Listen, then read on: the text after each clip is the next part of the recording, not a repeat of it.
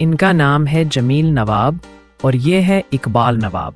ये दोनों बहुत अच्छे दोस्त हैं। जमील नवाब के यहाँ बेटी पैदा हुई तो इकबाल नवाब ने कहा था, नवाब तुम्हारी बेटी मेरे घर की बहू बनेगी। दोनों दोस्त बड़े खुश थे। कुछ अरसे बाद जमील नवाब की बेगम बीमार हो गई। 4-5 साल इलाज चला, कोई फायदा न हुआ। जमील नवाब अपनी बेगम को अमेरिका ले गए बेहतर इलाज के लिए। सारी जायदाद बिक गई इसी चक्कर में। आखिरकार बेगम साहिबा अल्लाह को प्यारी हो गई। अब जमील नवाब के पास एक फ्लैट और कुछ पैसा बचा है।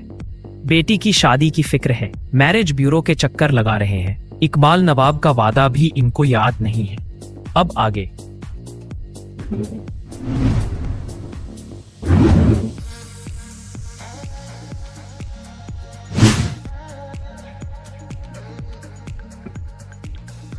अच्छा, किस्सा पसंद आई आपको? चलो मुबारक। चलिए ठीक है, खुदा हाफिज। आइए साहब। अस्सलाम वालेकुम। वालेकुम सलाम। जमील नवाब साहब बैठो, तशरीफ। मैं कुछ ठंडे गरम का इंतजाम करता हूँ। क्या लीजिए आप? करने दीजिए, इसकी कोई जरूरत नहीं। पहले ये बताइए, कोई ढंग का रिश्ता आया क्या? क्या नवाब साहब, पिछले 2 सालों से 100-150 रिश्ते आपको दिखाया, आपको एक भी रिश्ता पसंद नहीं आया? कैसे पसंद आता आजम मियां? मेरी बेटी को कोई मैच नहीं हुआ। आप फिक्र मत कीजिए, एक दिन बेहतरीन रिश्ता आपकी बच्ची के लिए मैच होगा। और से सुनिए आजम मियां, मेरी बेटी हूर परी है, कोई ढंग का रिश्ता ढूंढिए आप। आपकी बेटी हूर परी है? हाँ आजम मियां, हर माँ बाप के लिए उनकी बच्ची हूर परी होती है। क्या मेरी बात गलत है? हाँ नवाब साहब, आपने बिल्कुल ठीक कहा। आपकी बच्ची के लिए, मेरा मतलब है कि आपकी हूर परी के लिए हूर पड़ा ना। अब हो ना काम की बात। ऐसा रिश्ता मिलते ही आप मेरे को फोन कीजिए, मैं 1 लाख रुपया आपको अलग से दूंगा। अब आप काम पे लग जाइए। अब मुझे इजाजत दीजिए। खुदा हाफिज। या अल्लाह, ये कौन सी दुनिया का आदमी है जो मेरे दिमाग का जो बर्फ बना दिया। लेकिन एक बात तो पति की करके गया, 1 लाख रुपए मेरे को अलग से देता हूं मुझे बोला, लेकिन इसके लिए मैं जमीन आसमान एक कर दूंगा और मैं और परा ढूंढ के निकालूंगा। जिंदगी ने कैसे कैसे रंग दिखाए। ना रिश्तेदारों से मिलना, ना दोस्तों से मिलना। दोस्त, ये मैं कैसे भूल गया। जब मेरी बेटी पैदा हुई थी, इकबाल नवाब ने वादा किया था मेरी बेटी को अपने घर की बहू बनाऊंगा। क्यों ना उनको याद दिलाया जाए।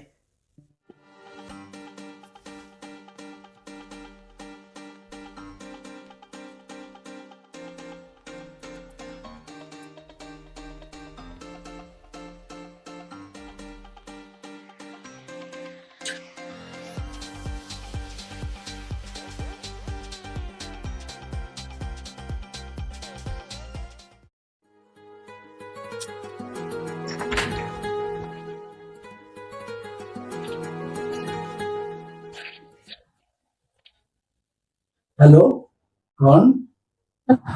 अस्सलाम वालेकुम इकबाल नवाब, मैं जमील नवाब बात कर रहा हूँ। जमील नवाब, वालेकुम अस्सलाम। कहाँ है मेरे दोस्त, मेरे भाई? आपके घर भी गया था मैं, पता चला आपने अपना घर भेज दिया है। आप कहाँ हैं बताइए, मैं आ जाता हूँ आपसे मिलने के लिए। फिलहाल मैं आपके दौलत खाने के पास हूँ। अगर आप घर में मौजूद है तो मुलाकात कर लेंगे। हाँ, वो घर मैंने भेज दिया है।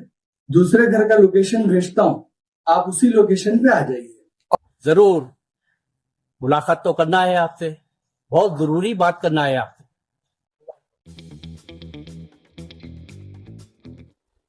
किसका फोन था नवाब साहब? बेगम, जमील नवाब का फोन था।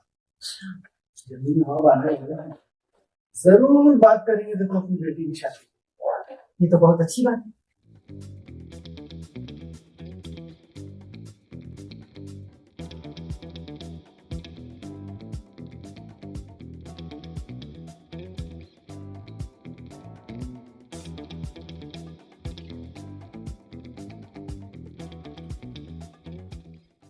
बेगम तशरीफ लाइए।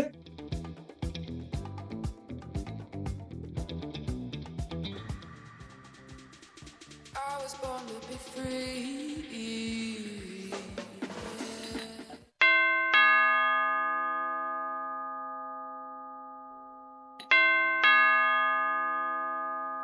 अस्सलाम वालेकुम इकबाल नवाब। सलाम मेरे दोस्त, मेरे भाई।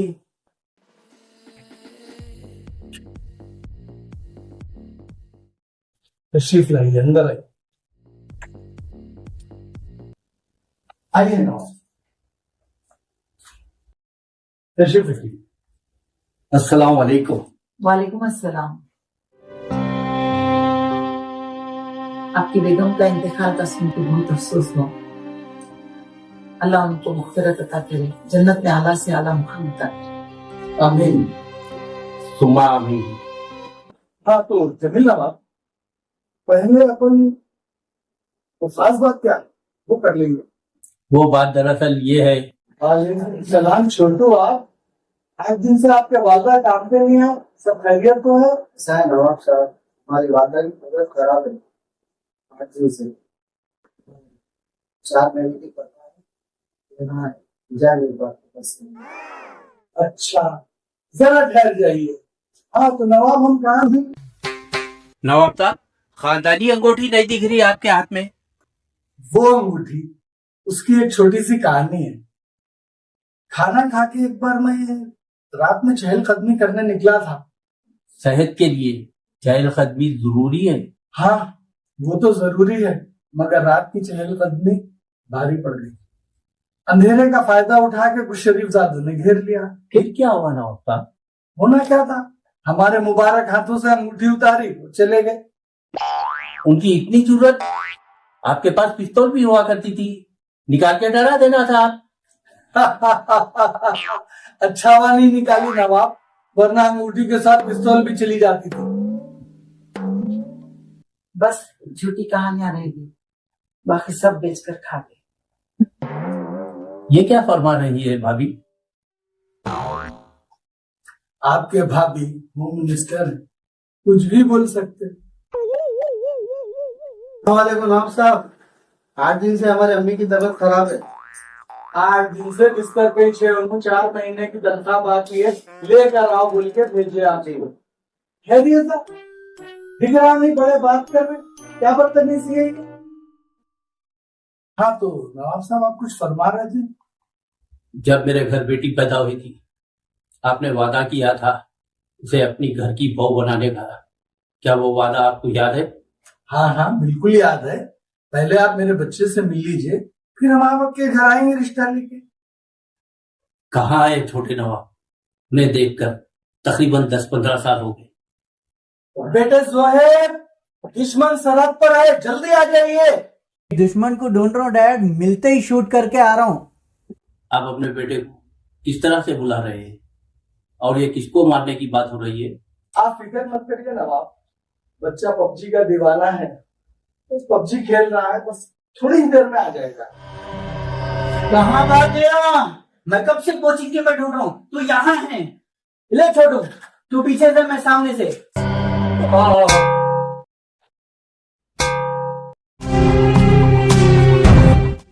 कहाँ गायब हो गया?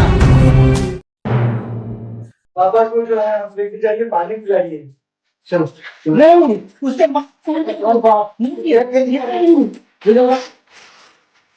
डरिए मत नवाब, बच्चा पबजी खेल खेल के पागल हो गया, दिमाग खराब हो गया उसका। आप आ जाइए इधर, जल्दी जाइए।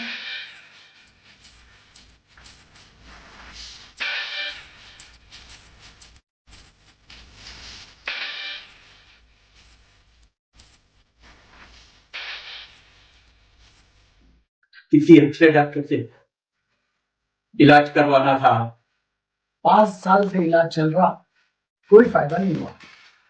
खाली कई रिश्ते आए, कई गए, किसी ने भी बेटे की हालत देखी, हामी नहीं भरी, सब भाग गए। नवाबजादे की हरकत से जमील नवाब बहुत घबरा गए थे। किसी तरह अपने आप को संभाला जमील नवाब अपनी बेटी का हाथ ऐसे लड़के के हाथ में देंगे जो मेंटली डिसऑर्डर है, यह जानने के लिए थोड़ा इंतजार। अगले शनिवार 9:30